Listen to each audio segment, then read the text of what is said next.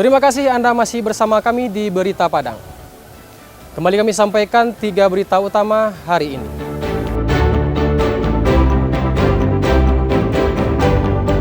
Kebakaran meluas. Pemerintah Kabupaten 50 Kota tetapkan status tanggap darurat Karhutla.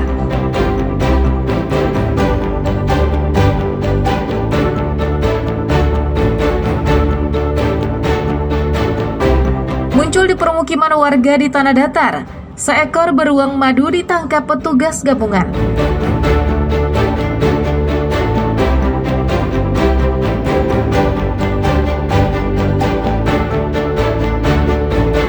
Memperingati Hari Bakti Adiaksa, Jaksa di Padang memberikan bunga dan stiker anti korupsi kepada pengendara.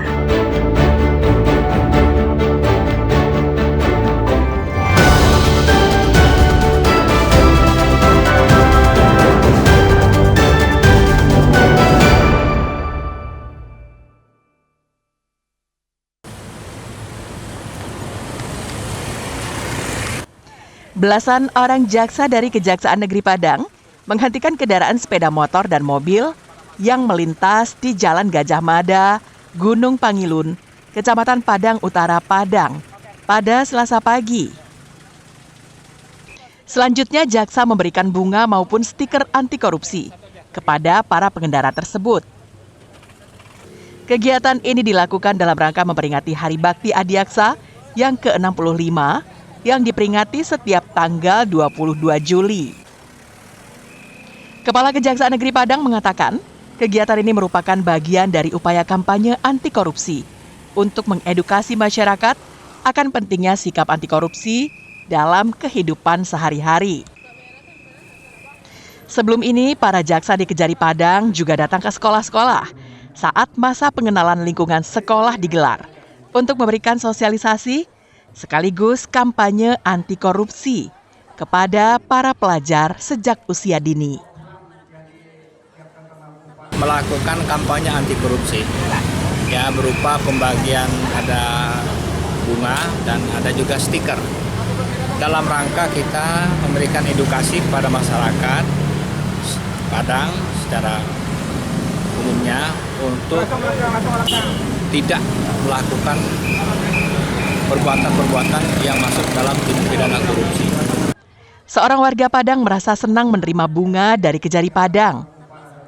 Namun menurutnya, aparat kejaksaan masih belum serius menangani kasus-kasus korupsi.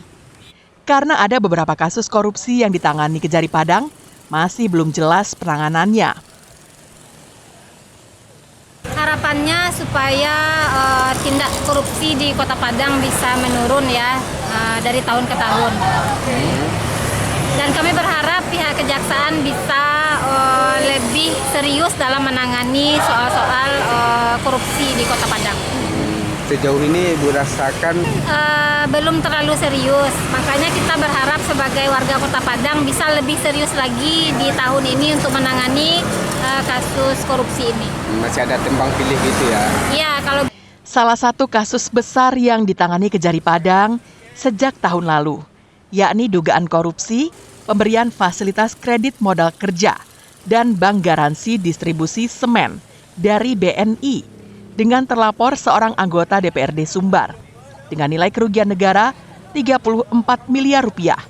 Sampai sekarang tidak jelas ujung pangkalnya. Robiham melaporkan dari Padang.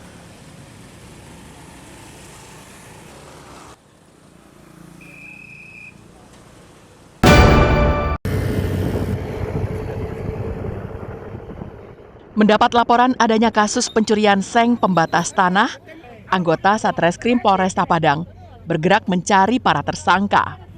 Tersangka pertama ditangkap di sebuah kedai di pinggir jalan di kawasan Koto Tangah, pinggiran Kota Padang pada Senin malam. Berbekal informasi dari tersangka pertama, polisi kemudian berturut-turut menangkap dua tersangka lainnya di dua tempat yang berbeda dan masih berada di Kecamatan Koto Tangah.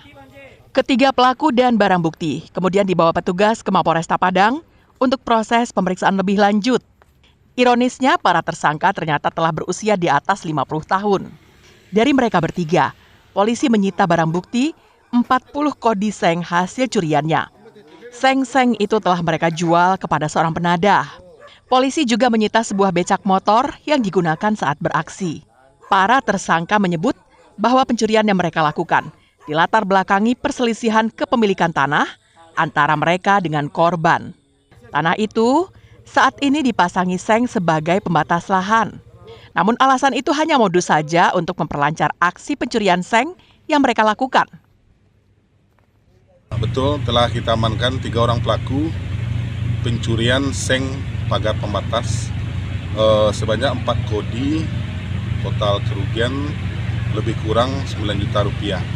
Pengakuan dari pelaku merupakan tanah yang dipagar oleh korban merupakan tanah pelaku. Dan setelah kita tanya kepada korban bahwa tanah itu tidak ada hubungannya dengan pelaku. Kasus pencurian ini masih dalam penyelidikan lebih lanjut oleh Satreskrim Polresta Padang. Alfi melaporkan dari Padang.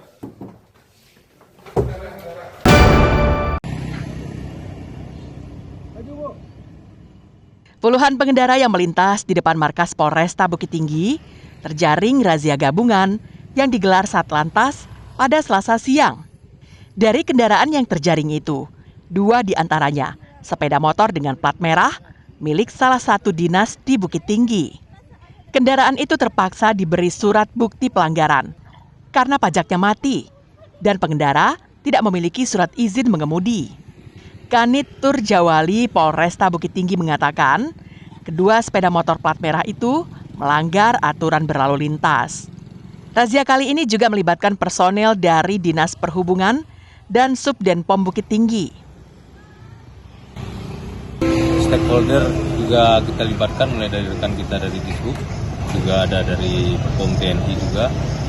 Jadi diharapkan kepada masyarakat kalau bisa, apalagi sekarang ada tahap dari Pemda terutama Sumbar itu pemutihan untuk kendaraan terutama pajak. Untuk plat merah, karena kebetulan tadi untuk TNKB-nya kita perhatikan juga sudah mati. Tidak hanya sepeda motor, polisi juga menilang mobil yang dinilai tidak mematuhi aturan berlalu lintas, di antaranya mobil sport yang menggunakan knalpot bising. Satlantas Polresta Bukit Tinggi mengimbau pengendara untuk mematuhi aturan lalu lintas. Di antaranya menggunakan helm SNI, menggunakan sabuk pengaman, tidak melawan arus lalu lintas, tidak mengemudi saat dalam pengaruh minuman alkohol, tidak menggunakan telepon genggam, tidak berkendara melebihi batas kecepatan, dan memiliki surat izin mengemudi. Ditilangnya kendaraan milik pemerintah dalam razia lalu lintas menjadi bukti jika abdi negara lalai membayarkan pajak kendaraannya. Padahal negara telah menganggarkannya setiap tahun. Dina Amrina melaporkan dari Bukit Tinggi.